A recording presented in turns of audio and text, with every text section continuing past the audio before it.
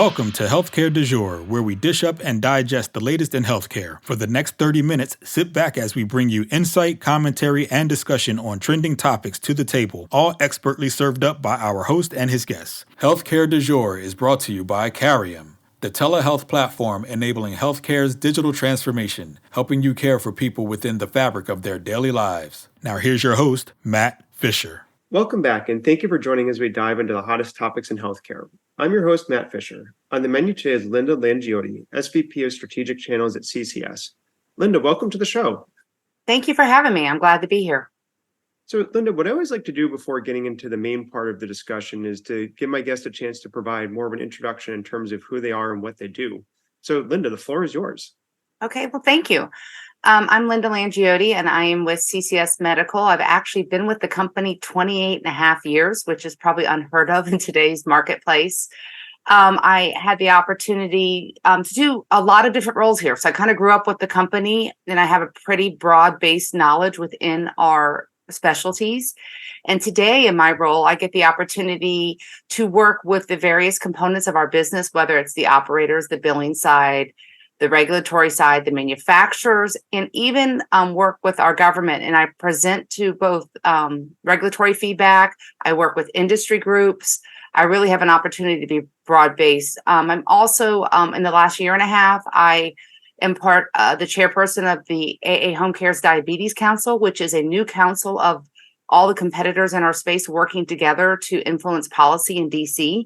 So it's been really a great opportunity to expand my work. That's great. And I know you just said you've been at CCS for over 28 years. So, what got you into healthcare in the first place? Interesting enough, I was actually in personnel. So CCS was a client of mine, and it was with a company called MP Total Care, who merged with CCS in 2005.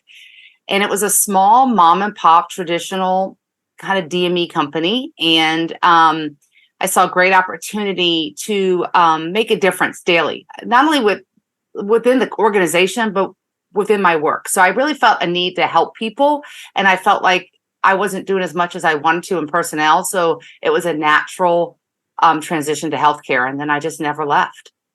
Yeah, no, I think that's a pretty common story of finding kind of a connection. And then once you get into it, into the healthcare industry, you never want to leave. But you kind of just mentioned, kind of clarified a little bit that CCS is a DME company. So can you help provide just an introduction of what actually is DME? Because it's possible that this might actually be the first time I'm talking about DME on the show.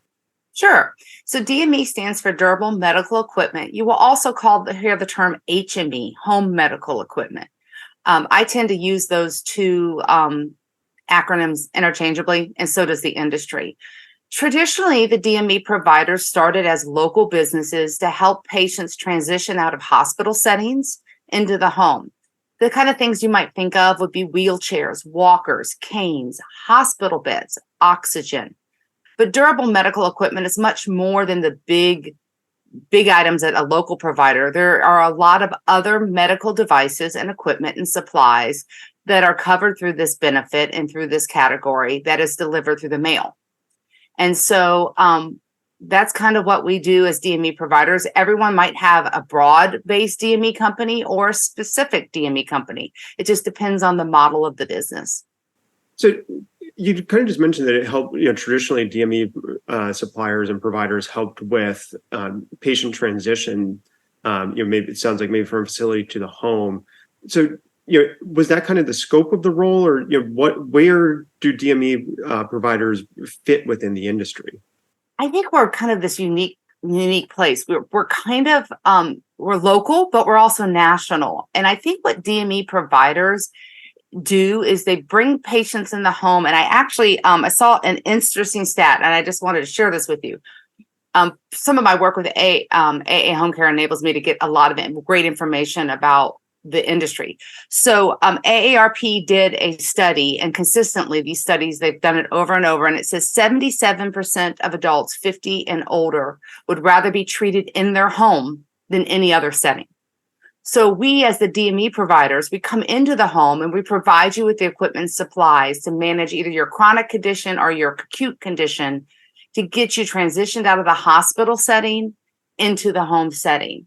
And so for us, we're a mail order DME. So we're providing chronic conditions, your equipment and supplies. And we're doing much, much more than that. And we can talk about that in a little bit in the future here, but we're evolving. But that's what we're doing. We bring those supplies to your home based on a prescription from your healthcare prescriber. And a healthcare prescriber can be a doctor or any other approved clinical designation. And then we bill your insurance. So we take all the worries away from you. And then we pride ourselves in being experts in what we do. So we provide not only experts on the products, the nuances of the products, but also on the medical policies, the billing policies, to really take the burden off the patient and enable them just to focus on their health. So as you're thinking about that process, how does someone select which company they're going to receive their DME from? Is it usually driven by clinician preference, or do patients express Usually driven by clinician preference and manufacturer. So the whole industry is various sales reps calling on clinicians, selling our expertise, product offerings.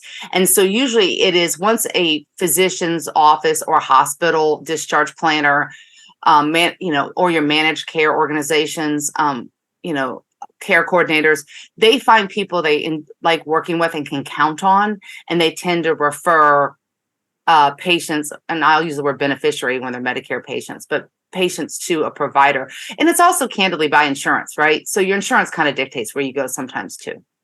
Yeah, no, that all definitely makes sense. It sounds like it's not too different from the rest of the experience within healthcare.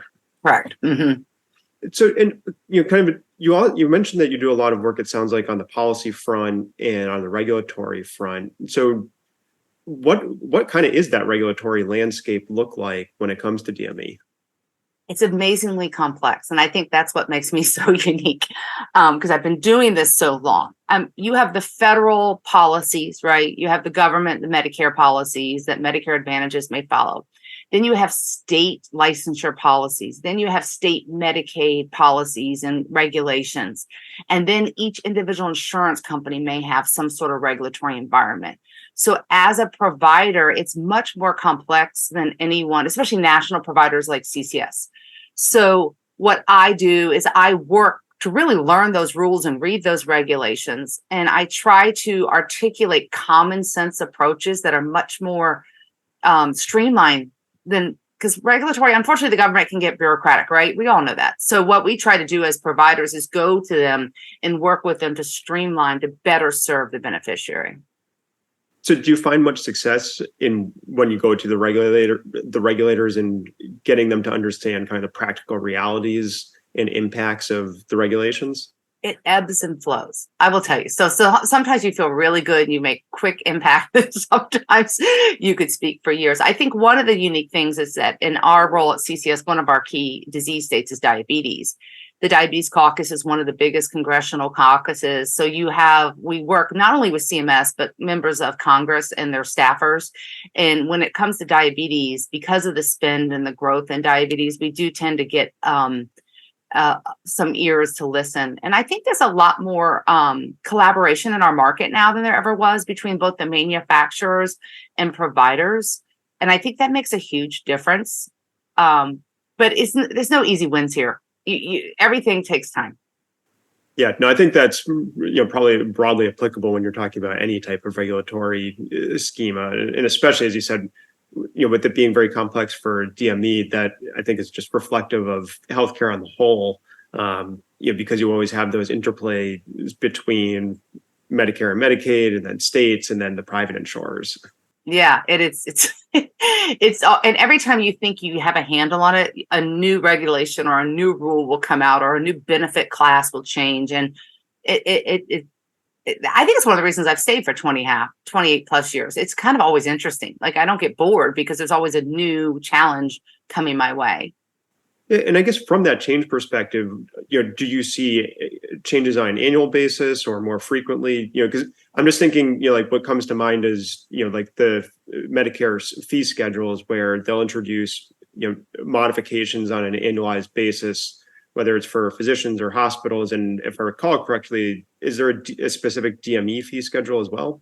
Yeah, there's a specific DME fee schedule that is updated quarterly. Usually they change it once a year, and they do put out regulation mid-year or so that requires comment. And sometimes there's nothing to comment on. Sometimes there's a great deal of change. So yes, I hate it. Could be annual. It could be every 6 months. It could be in the middle of a quarter. It is so, there's no rhyme or reason. You just have to really stay on top of all of the updates coming out from all the various agencies that you work with.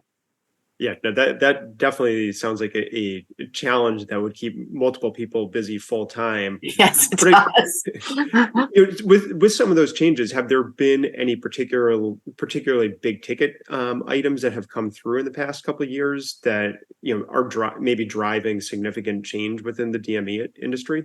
Yeah, one of the big things that happened, and we have a new one on the table, but we literally had all of our HCPCS codes, the billing codes, changed this year. They introduced new HCPCS codes last year for a new item. They changed all of our existing codes for existing items this year. And when you look at people like us and what we do, when you hear that the government's changing HCPCS codes, billing systems have to be updated, like the amount, and it's not just within the government, it's all the associated coordination of benefits across the healthcare spectrum. So it's very complex, and it's systems, it's people, it's education, it's policies. All of that has to be updated off of what you see as a simple little line item. Oh, we're going to change the codes. Right now, Medicare has put out a new regulation, and we did comment on it, that we had some conversations with Medicare about a policy related to CGM. And one of the things that came out of those conversations is the policy group at Medicare realized they hadn't codified in law the consent rules for our industry, how we get consent to ship and order. And while they were in the medical policies called the local coverage determinations, they weren't in regulation at a federal level. So the government came out and said, we want to codify our rules. We want to put it in rulemaking. And we're very fortunate, and we do appreciate that they recognize, based on some conversations that our groups had done with our council, the AA Home Care Diabetes Council, but also some other groups came forward, and we all worked together and said, you're not being realistic. They had a 14-day window for consent. Well, the challenge was, if a patient has a change in therapy and needs new prescriptions, that window didn't give us enough time to do our job to serve the beneficiary. So Medicare recognized that, and they're going to codify and change those rules to a 30-day window, which is widespread, supported by the industry. And we were happy about that, and we want to applaud them for listening to industry members and doing that. Yeah, no, that kind of positive back and forth sounds like it allowed both sides to present what they were thinking about and reach a place where there is it sounds like kind of mutually beneficial compromise. But when you're talking about consent, like what type of consent was being required, and how is that a change from the past? Well, that's where it gets interesting. So, the prior rules were like, they wanted, a lot of documentation for consent. Literally, we would have to ask the patients, how many days on hand of supplies do you have left? Even though we have a history of shipping, we know their prescription, we know what their use should be. And it was very complex. And those calls were very long, or any kind of electronic communication becomes very long because you're having to collect so many data elements. So the other thing they put into that proposed rule was a simpler consent process. Basically, you just need to confirm they're still using, they still want supplies, they need supplies, and that would be enough. And again, that's another thing we really, as an industry, said, thank you, that makes sense. I think the one thing that we did ask them, and they did ask for feedback on, is how you get consent. Technology is advanced, right? Text and email and all these electronic mechanisms. And there are a lot of HIPAA rules and guidance, of course, around all those technology. But we basically are asking Medicare, hey, can you follow the commercial market? So if you think about, if you're on a chronic medication with your local pharmacy in a commercial space, you get a text saying, do you want your meds, or just come pick up your medication? And simply by picking it up, that was consent. You went and got it, and that's consent. We're asking Medicare, well, could it be simpler? Will you allow text consents? A simple yes. Define the electronic opportunities, because technology is changing so quickly that it would And the number one complaint CCS has, and we put in our letter, is that we contact beneficiaries too much. They're overwhelmed by all of our calls and our contacts. Well, we're only doing that to follow regulation. So this would better serve the community.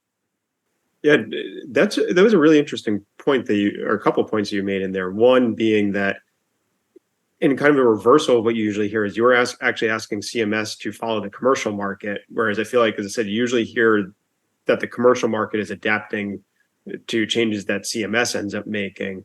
And then also that you just mentioned that there were too many contacts with beneficiaries, and that it sounds like they're being overwhelmed a bit. And for those of you just joining, I'm talking with Linda Langiotti from CCS, and we're talking a lot about the history of DME and regulation. And I guess, Linda, beyond those, it sounds like those pending changes or soon to be implemented changes around consent, have there been any regulatory changes or other broader changes that's maybe like pushing value-based care or kind of similar approaches into the DME market, kind of given the forces that have been impacting other areas of care delivery? Well, I would say that, certainly with the pandemic, we saw a lot of change in DME, right? We saw the advent of telehealth and Medicare finally adopting that for more chronic conditions and so forth. I think one of the things that we're seeing as CCS is there is a gap in this total care model to take care of beneficiaries. If you look at DME, we've talked a lot about DME, about equipment and supplies being delivered to the home. That's one component of care. And I'll speak specifically for a second about diabetes. If you look at diabetes as a disease state, and that's one of the disease states we serve, getting you your insulin delivery devices, the pumps, and your continuous glucose monitoring to monitor your sugar so you know what to deliver with your insulin. That's one component, and CCS does that very well, and that's considered quote unquote DME. But there's also an insulin or metformin component, a medication component, and often the market's fragmented. They're having to use multiple providers to get those supplies. So how do you get a provider who can do the equipment and the medication, but then the clinical support? And now you're talking about value-based. So when you look at what we're doing and evolving, we onboard you onto the products with a clinician. We follow up with clinicians. We have interventions with clinicians. And that before, if you look at what used to happen, the DME company would provide the service. A pharmacist would give you your medications and give you a service. You might have a pump trainer or a certified diabetes educator at your doctor's office. And it was very fragmented. They weren't all talking to each other because they're all different companies. What we're trying to do is give you a model where we do all of that across and take care of you as a holistic approach, plus add analytics.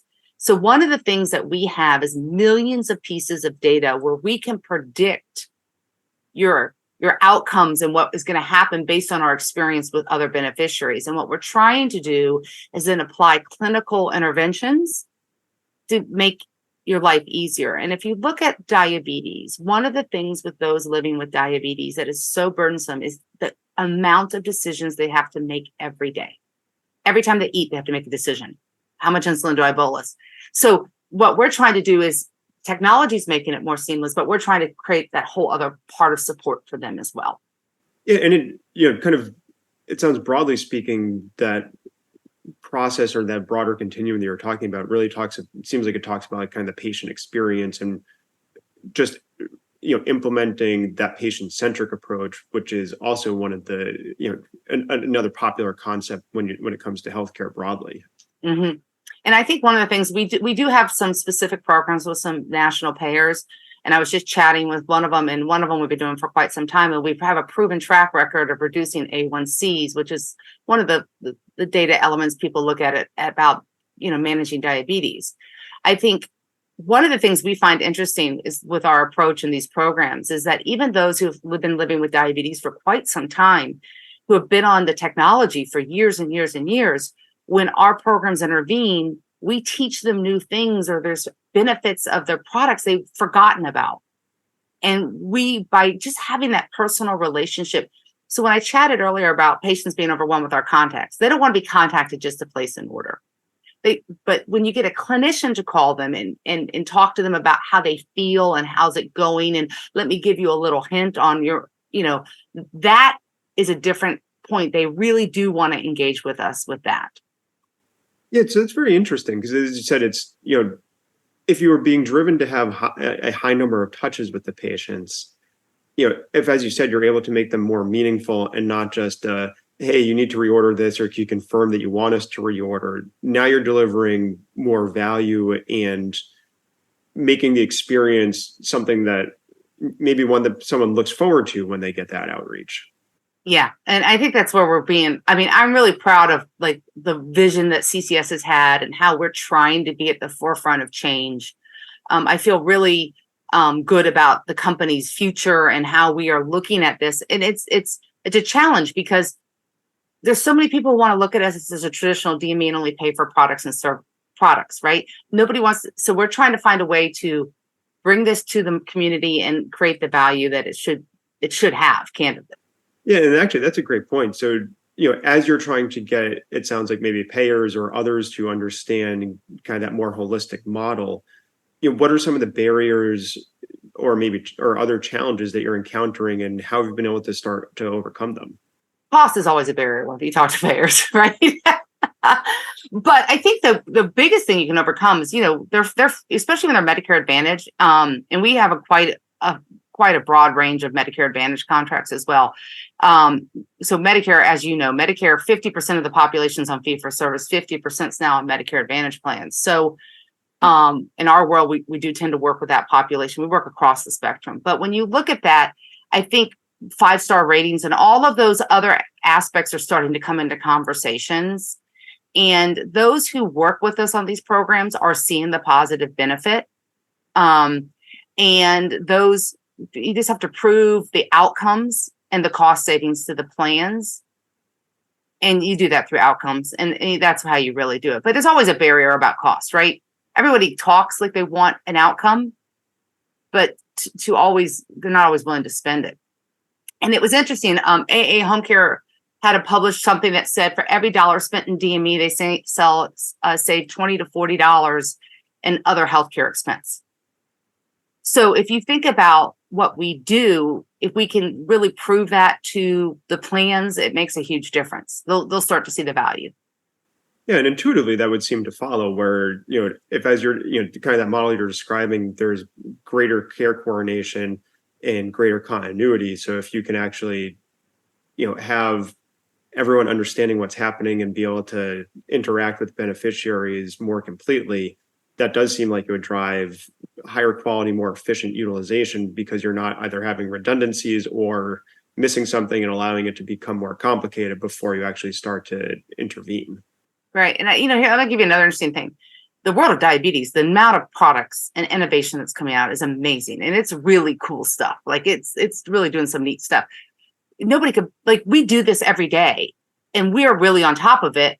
But, not all the products are inoperable, they don't all work together. And even these health plans who have diabetes programs, they can't possibly keep up with it like we do because we're on the front line working with the manufacturer. So I think part of it is just the advances in technology and staying attuned to everything and the changes. And it's pretty dynamic, and that makes it kind of fun because you're kind of always learning something new. Yeah, and I guess as you're driving that better coordination, are you seeing further changes that you would like to see in the regulations or any of the governing rules that would more easily enable the kind of that new model that you've been developing? I will tell you, that's slow, right? We have I wish I could. For example, a great example right now, there's a rule out there where CGM supplies, which are you test your blood sugar, right? Your continuous glucose monitoring. They all of them talk to various insulin pumps. And so it creates a hybrid closed loop system. So the patient doesn't have to think. Medicare has created 2 set of rules on those products in terms of shipping and billing, which makes no sense because they all work together. So we've been trying to work with Medicare and encouraging them to fix a broken rule there. I probably have been talking about that for 2.5 or 3 years. It's a big soapbox moment for me. It just makes no sense. You have to treat the same disease state with multiple billing rules from the same payer. That makes no sense. That being said, I think, it's pretty fragmented. When you look into, one of the things I get frustrated is coordination of care. So if you talk about a Medicare, Medicaid beneficiary, and we've got different HCPCS codes being used for billing, different benefit classes. It's frustrating to me. Like, I don't think the regulatory environment is keeping up with the technological advances. You see it even with e-prescriptions. The pharmacy world is all e-prescriptions. Medicare still does a ton of faxing for prescriptions. So there's a lot of work to be done to catch up. Yeah, and actually that's, kind of, as you just said, with a lot of areas to catch up on, from your perspective, what do you think should be, the next area or a few areas that should receive attention to help drive and enable more change? I would like to see some more consistency and billing for coordination of care between payers. I think that's a challenge in our industry. I would like to see more streamlined regulatory across when you're a national provider. I think it's just to manage 50 states, different sets of rules. And I just feel like it's very fragmented. And that's always been an issue. And I think as CGM becomes more of a standard of care, the lack of fragmentation shows up more and more.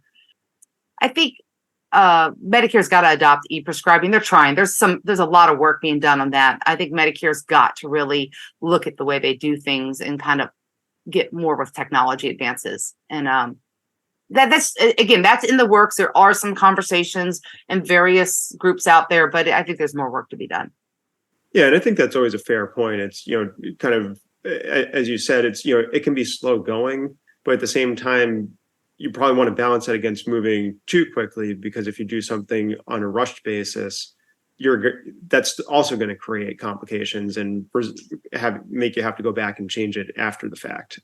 Yeah, and it's interesting. Like, one of the things that we're committed to as an industry, we've been trying to work with Medicare. So we try we're not going to complain. We're going to go with the various groups, but Medicare is a huge organization. And sometimes the different components don't know what the other side's doing. So it's like sometimes those conversations get a little frustrating, but we're trying to build the relationships, because if we could all work together and use some common sense, we might get to a common ground that is workable for all. Yeah, no, I think that, and again, that's a great point. And, as you said, getting everyone to work together and, understanding that you all have the common goal of trying to make the industry work better and serve patients better. And unfortunately, Linda, that's actually going to have to be our parting point, because believe it or not, we're already out of time. Okay. So I want to thank my guest, Linda Langiotti, for a great conversation today. Thank you very much for having me. I really appreciate it. And thank you to everyone listening. Keep the dialogue going and connect with me at #HCDEJURE. I'm Matt Fisher. Until next time.